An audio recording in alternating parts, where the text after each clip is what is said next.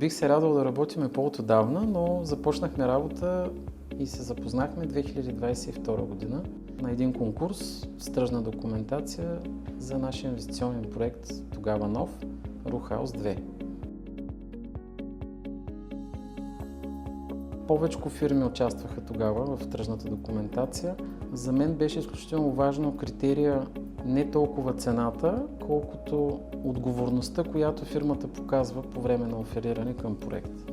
Естествено, всеки един проект има слабости, има липси, той не може да бъде перфектен, докато не се появи подизпълнител на съответната част, който да влезе надълбоко в този проект и, ако естествено има опит, той ще открие тези неща и ще посъветва инвеститора какво да направи, ще му даде адекватна цена. Това направи в случая Александър Електрик и една от причините да ги изберем беше тази. След това дадаха и добра цена, което също е много важно, естествено като критерий. Допълнително по-дребни неща, които може да ги наречем добавена стойност, но не бяха включени в цената. Помогнаха да доразработим липсващата част от проектната документация. Аз си спомням и срещите с проектанта няколко пъти, които той трябваше да измести някои неща, да ги сложи на по-хитри предложени от Александър Електрик места, с цел да направим оптимизация на дължини на трасета. Това всичкото дойде от Александър Електрик, което е добре, защото всяка фирма може да бъде избрана, но ако тя помогне и влезе в отбора за оптимизация на този проект, няма инвеститор на земята, който да не се радва повече. Ние не търсим оптимизация само от проект менеджера и от мастер контрактора или от главния изпълнител, търсим от всеки, който включваме в играта, да бъде част от отбора. Това беше основното. На мен пък това, което ми хареса от страна на Евгений, първо, че рядко срещам възложители, които да могат от самото начало да се опитат да подредат пъзела по най-правилния начин. Повечето се опитват да го напасват за движение, което за нас води до много допълнителни разходи в организацията. Много ми хареса професионалното отношение и изобщо начина, по който беше организиран търга, защото по този начин си личи отношението на инвеститора и към работата, и към подизпълнителите, и аз винаги съм апелирал към това да се работи с сериозните инвеститори, защото те са хората, които дават възможността за развитие. Александър Електрик в проекта влязаха с изпълнението на всички видове инсталации. Това, което ми е концепцията на дружеството и което Евгений успява в пълна степен да се възползва, е това, че ние се опитваме на инвеститора да му дадем решенията от самото начало до самия край на проекта. Да вземем всички видове инсталации. На никой подизпълнител не му е приятно, ако инвеститора му отреже пожароизвестяването, например. Не толкова, че в пожароизвестяването има много голяма печалба, или в видеонаблюдението, или в контрол на достъпа, колкото това, че за да се получи един хубав пакет и една хубава услуга накрая, един хубав продукт, той трябва да бъде съвкупност от всички тези дейности. И аз се радвам, че успяхме да договорим всичките дейности в пакет, което е добре за нас като фирма, а за инвеститорите пък е добре, защото успяват да предадат всичко на един човек и да не се занимават да напасват и вътре да вкарват други изпълнители, между тях да има допирни точки. Да, и там става трудна организацията, кой след кой, второ, така си знаеш бюджет. И отговорността се размива. Знаехме, че е толкова и това излезе. Най-значимото беше отношението на Александър Електрик спрямо останалите фирми. Те реагираха. Не са си тръгвали от обекта, винаги бяха на разположение екипите. Дори някой да се забавя, те реагираха ние сега не можем, защото примерно сме заети, трябва да ни изчакате. Имаше много адекватна реакция. По време на строителство на един обект е изключително важно временното електричество. То непрекъснато се местиш. Тук времянка, там времянка. Те бяха малко като родители след всички деца там, които ходят и им помагат, ето ти тук лампа, тук ток. Това е много ключово, защото не забавя процеса, Те са се грижили и за това нещо. Най-трудните моменти, знаете, довършителните работи са зависими от времето. Студено, влажно и така нататък. Те трябва да минат преди тях. Те са реагирали бързо. в срок, на време реагират, за да минат после гипсови мазилки, замазки, окачени тавани, дори и промените. Няма проект без промени по време на строителство. На нас пък това, което ни отличава вашия проект от другите проекти, е това, че осветлението беше нещо, на което инвеститора вложи доста време, отдели, както и визуализации, както и професионализъм, защото много от инвеститорите подценяват осветлението като перо от сградата, докато при вас осветлението беше наистина направено по начина, по който трябва да бъде направено, с тестове, с проби, с специално произведени осветителни тела, конкретно за вас, а не такива, които са купени от магазина, което за мен прави проекта интересен, защото фасадата и нощта, през която се осветява, е уникална.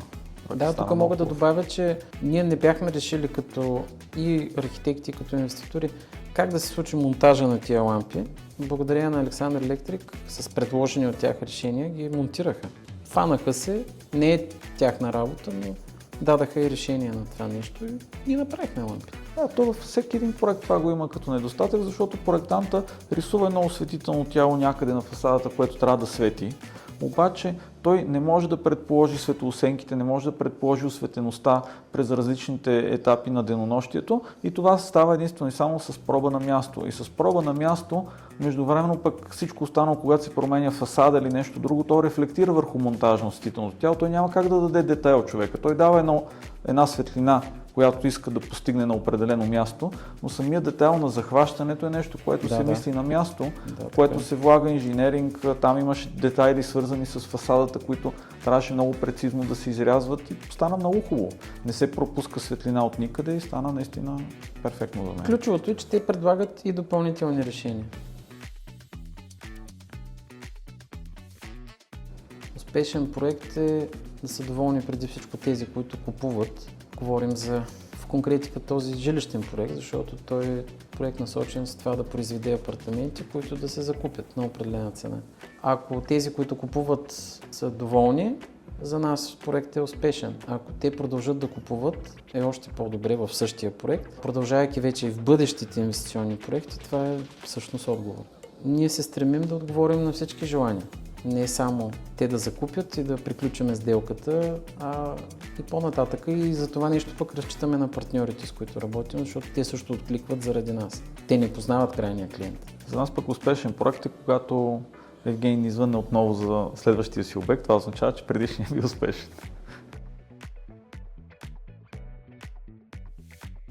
По-бързите и по-точни решения, да речем, за пример, да се заменят тухлите с аквапанел, вътрешните преградни стени да са сухо строителство, по-лесно да минават кабелите, да се спре това прокопаване на жици, на трасета, на канали, на води по тухли. Тези боклуци, тези криви стени, може би тенденцията е да се върви към лесно монтажни решения. Така обмислям и бъдещия нов проект на Рухаус 3 и на Рухаус 4, да е със сухо строителство, да избегнат тухлите, да избегнат гипсовите мазилки. Оттам да сменя и типа на кабела като идея. Вида на таблата, може би, начина по който вървят и трасетата да бъде по друг начин. Просто някак струва ми се, че се изчерпа този до момента строителен процес по стандартния БДС образец. Много съм притеснен от това, че се отклонява от всякакви бюджети това нещо, защото всеки калкулира тухли и мазилки на някаква цена единична, но там има едни допълнителни потапящи се пари, като изхвърляне на боклуци, зацапване на прозорци, на дограми, проблеми, които след това се решават много трудно, кривини. Да не говорим за това, че някак си може би хората станаха по-капризни в обитанието си, в средата, в която искат да живеят, за което помагат много развитието на технологиите, естествено. Нови светлинни решения, които искат по-лесно, бързо решение в един апартамент, вместо да го накъртиш целия, за да пуснеш нови кабели. Управленията през смартфони или през таблети или през устройства за качение на стената. Всички тия неща променят и може би ще променят 100% и характера на бъдещото строителство. Това само по себе си води до промяна в самия архитектурен замисъл на сградата, в материалите, с които се облича една сграда. Тенденцията върви към по-нови, по-инновативни решения във всяко едно отношение. Тук според мен е необходимо да се каже за енергоефективността, защото в нашата област пък всички сгради, всички нови проекти са свързани с минимално използване на Абсолютно. електричество.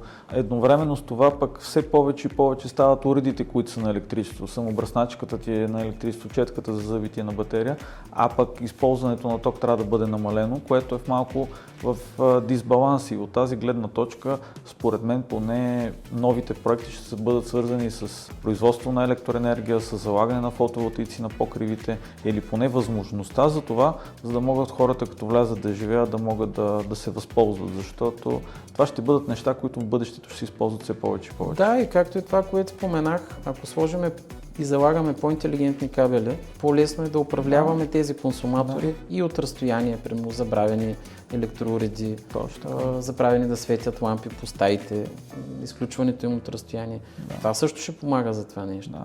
И гъвкавостта на инсталацията ще е от изключителна важност за това, защото хората променят често и желанията си и не е необходимо да правят ремонт, защото са решили да променят паленето на осветителното тяло или да сложат нещо допълнително. Преди беше много трудно да убедя инвеститора да сложи видеодомофони. Като казвам преди, визирам периода от преди 7-8 години. Сега в момента това е задължително. Не е лукс, ами то е задължително условие. Същото се отнася и за видеонаблюдението, контрола на достъпа е по същия начин. Обвързаността между системите преди беше немислима, сега всички големи марки изкарват решения, които са обвързани.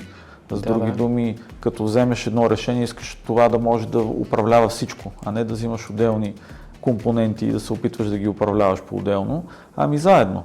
И в тази връзка, според мен, това вече е задължително условие и никой строител не го подценява. И ние като инвестиционна компания търсим тия решения още в началото. Задължително.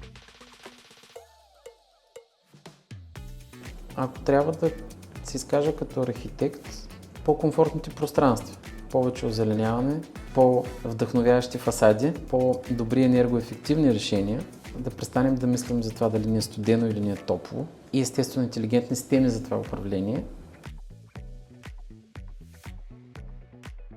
Не мога да кажа за всички, но нашата компания е основно съсредоточена към ключови, хубави, класни локации, където да могат да се реализират високо ниво проекти. Започнахме да обръщаме внимание на по-големи пространства, по-големи дневни, по-големи спални с по-голяма височина, което чисто инвестиционно може би е някакъв вид жертва, защото ще се загубят квадратни метри. Но смятаме, че качеството на живот се повишава благодарение на технологиите, не само в електрическата част, и в доста други неща, като материали, дограма, довършителни материали по завършващата част на самите апартаменти. И всичките са насочени в по-голям комфорт. Това в малките пространства вече няма да намира смисъл и приложение. Представете си един много малък апартамент от 50 квадрата с дневна и спалня, с модерни технологии като смарт осветление, модерни електроуреди. Дори в тази сграда да има алтернативна енергия. Самите пространства, ако са нарушени, тези всичките неща няма да имат смисъл. Няма с толкова ефективност. Ефективност, да. Това като инвеститор смятам, че търсим по-качествената среда на живот. Тя не се определя само с това, което пипаш или това, което влиза през очите, а и с психологическото усещане. На къде гледа въпросната стая, каква светлина дневна влиза в тая стая, т.е. какъв прозорец си сложил. Когато отиваш към тая сграда, как изглежда тя, дали те вдъхновява или те потиска. Имаш ли желание да живееш там, въпреки че си купил апартамент? Основното, може би, и ключово нещо е инвеститорите да бъдат искрени преди всичко в това, което продават. Тоест, да, ти искаш да защитиш една висока цена и да убедиш клиента да ти купи апартамент в твоята сграда, но трябва да предложиш всичко останало, което отговаря и откликва на тази цена. Отговорното отношение на подизпълнителите е ключово за успеха на инвеститорите. И те, търсейки го, за мен лично това се превръща в сериозен приоритет и в нашата компания. Следващото нещо, което според мен инвеститорите търсят и ценят в нашата работа, е качеството и срока. Защото все повече времето става скъпо и хората все повече започват да го ценят и цялата тази гъвкавост и всичките тези инвестиции, които се правят за това да не мислиш за нещо, е да си освободиш време. Всеки човек иска да има повече свободно време и не иска да строи тази сграда 5 или 10 години, иска да я построи по най-бързия начин, да реализира проекта си, да започне новия проект, така че това, което според мен при нас е много важно, е качеството, срока и отговорността. Това са трите важни параметъра. Може би най-важният и ценен момент е правилното проектиране на нещата. Ако едно нещо е направено правилно на чертеж, то ще бъде направено и материализирано и изпълнено по правилен начин. Ако липсва проектна документация, макар че доста инвеститори разчитат на това, мога да дам за пример това, което ти каза, вика си фирмата, слагайте лампи по коридорите. Няма как да ги сложим, то няма проект. По ваше осмотрение. Не е окей това нещо. Трябва да има проект за всичко. И от гледна точка на правилното финансиране и бюджетиране, след това по време на изпълнението, за да няма промени и проблеми, начина на връзване на това осветление да е в проект. Къде е отговорността на кой? Този, който е отишъл и е сложил извикан да нареди някакви лампи в коридора, или този, който ги е проектирал? Каква е комфортната среда, защото нито да е прекалено светло, нито да е прекалено тъмно. Ако е много тъмно, не е комфортно. Ако е много светло, също има така наречената зрителна епилепсия, която е много неприятен момент. Това е, може би, най-важното, за да се случи една правилна реализация. Аз се убеждавам, че най-важното нещо е проучването на въпросния имот, в който ще се прави въпросната инвестиция. И ако това нещо се пренебрегне, след това до самия край има проблеми, които трудно се решават и най-невероятният проект на света не може да се справи с тях. Проекта, който се събрахме с Александър Електрик, този проблем дойде от това, че трябваше да изтеглим кабел от подстанция Пионер от Парадайс до Рухаус 2, което се намира около 2,5 км по-нагоре, което наложи ние да се съчетаваме с други инвеститори, да се съберем 7 инвеститора, за да финансираме цялата тая галимация, за да докараме тока до нашия обект, както и да подпомогнем бъдещи инвеститори, защото трасето като е изтеглено, вече всеки може да се закача към него. Но това може би доведе до отместване на сроковете за завършването на сградата, което повлияе върху Александър Електрик, но слава Богу, той имаше търпение да го завършим. Едно е да докараш тока и трафопоста, а след това таблата, всички тия неща. Да. Не можахме да ги сложим на време. Отместихме това, те бяха произведени, чакаха монтаж. Но за нас пък, за новите инвеститори, според мен е важно това, че те трябва много рано да си направят добре плана. Много често новите инвеститори първо не използват утвърдени решения, а се опитват да търсят цена, намират начин да строят чрез бригади, чрез някакви алтернативни решения. Много по-добре да използват изпитаните решения. Много по-правилно и много по-добре ще им излезе сметката, ако те са готови да използват нещо, което някой използва и който е открил, че работи, няма нужда да откриват топлата вода. Също така организационно съм забелязал новите инвеститори, че имат много големи проблеми в организацията. Процесите не се застъпват така, както трябва да се застъпват и крайният резултат не е добър. А пък за един нов инвеститор крайният резултат е добър, за да може той да продължи да развива бизнеса си. Аз лично се зареждам, когато измислим нещо хубаво и искаме да го реализираме, но след това добивам втори път зареждаща енергия, след като се реализира. Мога да кажа, че след като светнаха фасадното осветление, градинското, лампите по коридорите, като запалиха нещата, определено се заредих с много енергия. Много е хубаво да видиш едно нещо, което си го замислял, след това като го видиш реализирано и работещо. Идеално, особено по отношение на фасадното осветление на градинското. И според мен все повече и повече инвеститорите и подизпълнителите трябва да разбират, че играят в един отбор и да се опитват да играят заедно и да си помагат, вместо да четат в договора разни забележчици, да се чудат за какво да се захванат и да си развиват отношенията. Много по-лесно би им било, ако играят заедно. Клиентите, които в нашата ситуация са инвеститорите, да виждат това, което правим ние за тях, защото ние много се стараем да добавим стойност към услугата, да добавим други услуги, които не са включени в цената, но ние искаме да ги дадем, за да можем да разчитаме на тях и за в бъдеще и те да ни потърсят отново. И когато клиентите видят това нещо, това е най-важното за нас, това е стойността от услугата, това е стойността от работата ни. Това е смисъла да се бориме и да работиме, когато виждат, че клиентите го забелязват и го отбелязват. Ако се нарече стойност, е успешното приключване на проекта, от който си доволен обаче. Много проекти приключват, след това има недоволства. В случая аз от Рухаус 2 останах наистина много доволен от това, което се получи.